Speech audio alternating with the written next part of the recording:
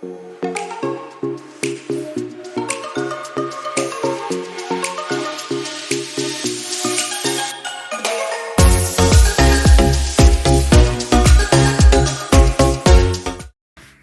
to my channel. Welcome to Kingdom Relationship Talks with Goody. I'm so happy to have you here, and thanks so much for stopping by my video. Thanks for your support in every way, and thanks to all my subscribers. Please, if you haven't subscribed, do ensure to subscribe. Come on, support our channel. Subscribe. Subscription is absolutely free. Subscribe. Click on the subscribe button right now, and then the notification bell to be notified whenever we upload videos. Thank you so much, and do ensure to like our video. Do ensure to like my videos and share. All right, so there was this lady that was friends with this particular guy, and they were close, and she thought that things would work out. All her mind, she had thought that they were meant for each other. I don't know what signs the guy was giving or what happened, that they've been through a lot, they've been together for years, just very close friends. Like, you have this kind of special friend that you think that things are gonna click with this person. So, but all of a sudden she saw the guy bring out wedding invitation, his wedding invitation, and she was so heartbroken. Yeah. And you hear of such things, you hear of stories that people say, oh, I thought that this person was meant for me, I thought we were meant to be together, I thought there was something promising that was going to come up, I thought that this relationship was going to lead to something substantial. Or I'm heartbroken, this person just jilted, he abandoned me, she went for someone else, what happened? I mean, so you hear of such situations, or you yourself have been through such situation. I'm telling you, it can be really heartbreaking. But then I just want to share with you why people get disappointed in such scenario. Number one, false hope. Now, this is someone making a promise that, oh, we're going to go further, I'm going to marry you, and this will not just end in, give signs, signals, and all the spices to make you feel that there's something coming, and lies to you, makes promises, he or she does not mean, and gets the other person entangled and hoping so much that there was nothing that could stop what you thought from coming through. But that, those were all lies. Those were all makeups and fantasies, and they were not real. False hope, giving false hope. So one needs to really be sensitive, and you need to guard your heart. You don't just go by people's words. I'm not saying you must disbelieve people or go around, suspecting people or not believing, not trusting anymore. But you cannot just have two people going in a parallel direction that they do not even know their destination. Yeah, and sometimes you see that a lot of times this person that gives such false hope, makes such promises to kind of get something from the other person, either buying time, sex, or just for the name of that you're in a relationship with someone, or any reason, maybe giving, so you have the person as a plan B and all that, whatever reason for giving false hope. Maybe there's something that individual is benefiting from the other person. So false hope can actually lead to heartbreaks, and you really need to be careful. You really, really need to be careful. And in Christendom, in real spiritual terms, we don't just bump into relationships. We don't just flow as it goes. You're sensitive, you're watchful, and you're also prayerful. Number two, we're talking about wrong assumptions.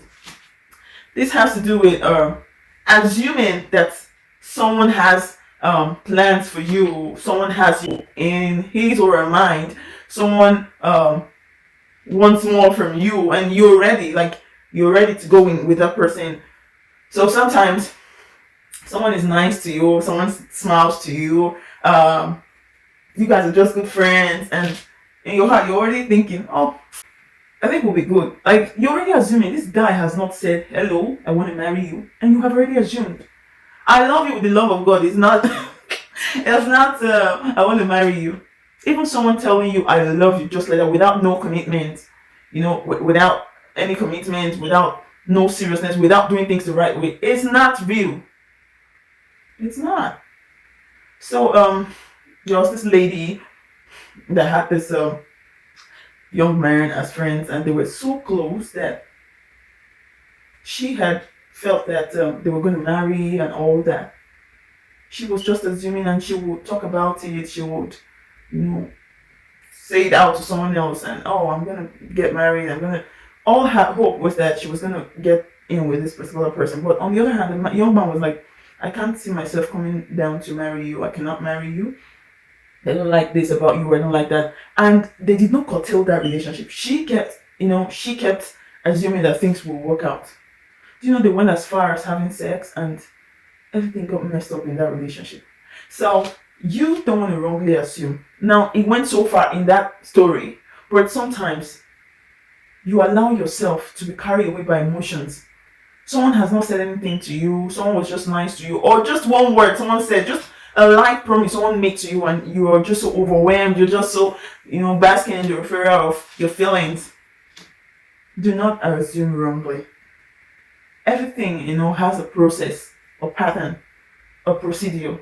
If this person has not done what he is supposed to do not assume. The custom, the way a proper relationship and marriage is carried on, so that you don't get heartbroken. You do not get heartbroken, because the heart is very delicate.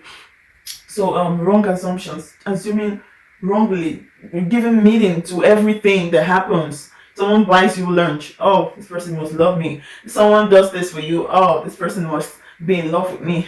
Someone smiles to you, or just an act of kindness, this person must love me. Or even sometimes people think for you, or you have two people working in a section, maybe in a church or somewhere, and like, oh, this is the male coordinator, this is the female coordinator, and they are together, they work well, they work well, they work well together.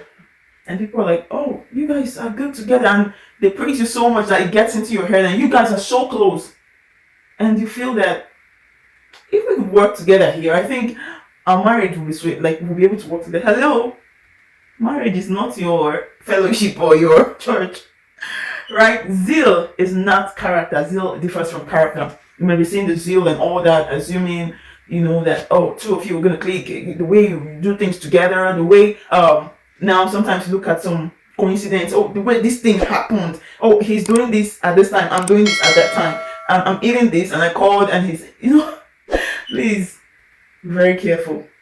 Do not assume. You want to be sure that you're getting into that relationship. Do not assume. It's very dangerous to assume. You get your heart broken by the time you seek out from the other person. Number 3, undefined friendship and unclear boundaries. This is so common everywhere. Now you see two people of the opposite genders, getting so close, like friends, or maybe we knew each other from the primary school, some call it grade school, and we're family friends, university friends, and church members. So you guys just somehow got close. Maybe someone you met somehow, you got close. Excuse me. You got so close, and you guys forgot to define such relationship. I remember I used to have a very good friend, a male friend, back then in my university days. And one thing we ensured was that we had to define our relationship. It was so clear. I mean, you don't get so hideous and so, I don't know, that you cannot even present this person to someone. You don't even have that boldness to present this person to someone as your friend, because you know that something, like, you guys are going out of what you thought. You guys are going beyond your boundaries. You have not set boundaries. So you guys continue and keep going, and sometimes someone may ask you, I see you guys are really, really close. Like, are you guys gonna marry or what? Like, you don't even know, because number one, you never defined that relationship. You never ever talked about it. And even sometimes when emotions start reacting, start acting up, you refuse to take a break and go heal, or even cut off if needful. No boundary, no rules. Things just happen. And someone asks you, are you guys gonna marry? Like, you guys are real friends. And you say, oh, let's see how it goes. Like, I don't know. Like, you don't even know. Like, yeah. And then, all right, you guys keep going. You guys are friends. You guys are so close. And before you know it, emotions set in. And or sometimes the other person is not even so into you. You're just attached and all that. And then this person, maybe you guys graduate and you guys don't end up together, and you're heartbroken. You're heartbroken because you guys did not define that relationship. you guys did not define, you guys did not set boundaries. And that's why even when you guys were still operating under the term of friendship, you were always jealous that he or she was talking to some other persons. Well, you guys might not end up together finally after all. And then you get heartbroken. You have to learn to define your relationships. Define your friendships. Don't let things just go. Don't let the friendship have control over you. Have control over your friendship, your relationship with people, especially of the opposite gender. Define the purpose of that relationship and set clear boundaries. Make sure you excuse yourself when emotions start coming up. Be sensitive. Don't be an infant or a child that you're seeing the signs and you're just blind to it. You refuse to send. But even in schools, your classmates, you guys just got close, and so you really you really need to set boundaries, because the essence of setting boundaries is to avoid mistakes, to avoid unwanted errors. And that's why we tell people, learn to define your relationships. Number 4, entitlement mentality. You see, still in line with what we're saying, although a little different now. Someone does something good for you, or it's the other way around. I think, like, you do something for somebody. Let's say A does something for B. Mr. A does something for Miss B. So maybe something great or small. It depends on what importance people attach to things they do for others. It could be helping out with some finances, maybe randomly, or just like that. I know there was someone that was so nice to me and so good to me. Would always, back then as a single lady, would always get things. I mean, this person travels and gets things for me. I want to travel, and this person. One day I was like, because sincerely speaking, all my mind has been that this person was married. This person was, I mean, way older than I was. So all my mind was that this person was married, sincerely speaking.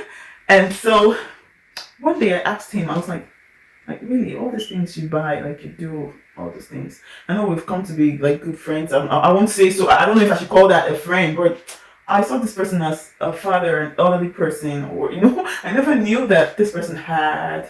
You know what I mean? Yeah, and I don't blame the person. This person is a very good person, nice person, wonderful, wonderful person. I appreciate him. And so, I sure kind of was a little careful about collecting things just like that. But one day I asked this person, just to get things clear, why are you doing all this? Like, what's your motive? Why are you doing all this? And this person said, I'm just doing it for God. Like, it's so with a clean mind, with it. This person's reply to me that day made me understand that he was just doing it for, like, just a sister in the Lord and a friend and me. I was thinking this person was married or something. So like you have that father or that father in the Lord, and then where I was surprised the day this person proposed. Yeah, and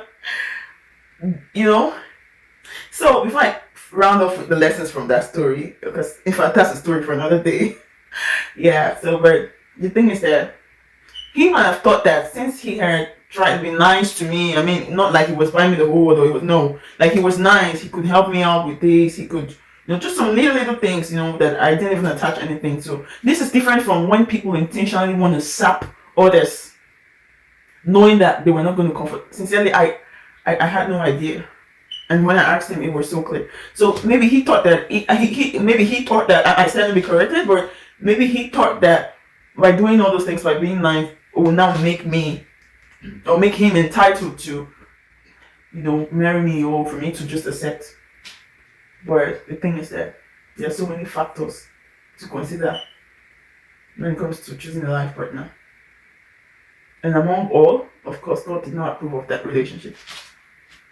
So the thing is that many go as far as helping the other person, assisting in one way or the other, being so nice, extremely this and that, just because they feel that this person will have no choice than to say yes to them. That is entitlement mentality. Sorry, in my own case, I did not say yes because I was sincere to God and I was sincere to him. If I was saying yes, that would be out of sympathy. But I did not say yes. It's just someone that is fearful and someone that does not know what he or she wants. She especially, that would just succumb. So And most times it'll be out of sympathy or fear, So whether the person is bullying you or trying to hook you, that's why it's very good for one to be very, very careful. To be careful as regards collecting gifts from people. You need to be sure. You need to see the signs. You need to know what you're doing, and don't get your neck tied up. So the next one is insincerity, and this is mostly from the guys. It happens with the ladies, but this is when a guy goes around proposing to different ladies, not knowing that they are connected in one way. Like the story of this lady that had this guy come to her, propose, and went to her friend, proposed, and went to someone far away in school and proposed. I mean, it was a true life story. And he never knew that they were all connected in some way. And he got disappointed because, I mean, how do you get to know that this guy's after your girlfriend and this other person and this and then so the next thing when a guy, after a guy gets disappointed and say, oh, maybe the lady was after someone that had money, or it's not always the case. Maybe she was carnal or whatever, but he himself was not right. He was displaying or having this polygamous characteristic going around. Another thing is that if you are known to be insincere, you lack integrity, going from one place to another, you get disappointed at the end. Prayerlessness, that's number 6, and false revelation. You're friends with this person, or you may not even be friends, just an acquaintance. You know this person, and maybe you're not the prayerful type, or you don't even pray about when it comes to marriage and all that, or you're in your little corner, and this person is just living his or her normal life, maybe in church, in school, and wherever, and you are busy seeing revelations. Like I know of someone that was busy seeing revelations about this other person, and you're busy, having infatuations, you're busy having fantasies, and this person occupies your dream life and your everything. As a matter of truth, the person I know that had such ongoing never got disappointed. Yeah, so you need to be very careful. Even when you pray and say, "Oh, I think I'm seeing visions for this," you need to be very careful. Yeah, so even if the person was your friend, you thought that things would work out, in the person's heart, the person might not even be feeling anything for you, and you're your own seeing visions and all that. You need to be very careful. You might get disappointed. False revelations can cause you to be disappointed, and then prayerlessness. Also, narrow-mindedness. That's number 7. Narrow-mindedness, and this has to do with different aspects, like sometimes. So now, before I go into this, in this area, it goes beyond maybe you two were just friends, and or somehow there was a promise, or somehow you guys thought that you guys were going to be together. But in this aspect, sometimes you see that someone is not forthcoming. Someone is not forthcoming. Someone, it's so clear that your expectations are not being granted. Like you're not getting what you expect. Or maybe I would say you had like a revelation or whatever, that you got to think that you came to accept the fact that someone was for you. Maybe the person even made commitments to you, but nothing happened. Like the person is not forthcoming. You can't even hear anything about. Like I know of a particular person that over 8 years now. Back then, someone came from another country and came to propose, and this person was like, "Oh, I found my better half," and this person got engaged, and the guy traveled back, and they had to even do the traditional marriage with his photo, and since then the guy has not even taken her to the altar. No wedding, nothing. No, he's not even coming around. Like I don't even know how much they discuss. They even talk. This is over 8 years now. I'm very sure it's over 8 years now. And they've been like this, and people have tried to advise this lady that, don't you think this guy has moved on? Don't you think this guy is married? What's happening? Like, does he even call you? Why not move on? And she still, for long she has held it on her mind that this person is her husband. She's not giving room for all the people that are coming for her. This person she cannot even see. She has not seen this person in years. She barely hears from this person. what's happening. She does not even know. They've not wedded the way we do it, probably like church marriage and all that. Church wedding, sorry. Church wedding. They just did a traditional marriage with a photo. Although traditional marriage is valid too, but you know how we do things. So the thing is that they've not been like husband and wife, they've not, and she's still there. Not that they even got married properly. So that narrow-mindedness can keep you disappointed. You need to be sensitive. And really meaning, like I said earlier, to everything you see, every word that you're told, it can get you disappointed. So there are a lot of things that are, there to be shared. There are a lot of things one could share about this topic, this issue. But I'll just stop here. And so, if you know of other reasons people get disappointed, as relates to what we just discussed, or you know of a story, something happened, and you want to share with us, do leave your comments in the section below. That's the comment section below, and share with us whatever reasons you have beyond these ones that have been listed. Why people get disappointed, expecting this person to come, or he doesn't come, she doesn't come, or you've had a true life story, something happened to someone, please do ensure to leave it in the comment section so that every other person can learn and wise up, and you might be helping someone out there. You might be saving the soul from making a terrible mistake, from waiting and waiting, or from expecting in vain. Thank you so much for going through my video. And please subscribe to my channel, click on the notification bell to be alerted anytime I upload videos, and please share my content, bless lives with my content, and we'll be coming to you again with another video the next time we see. So I will see you in my very next video. See ya.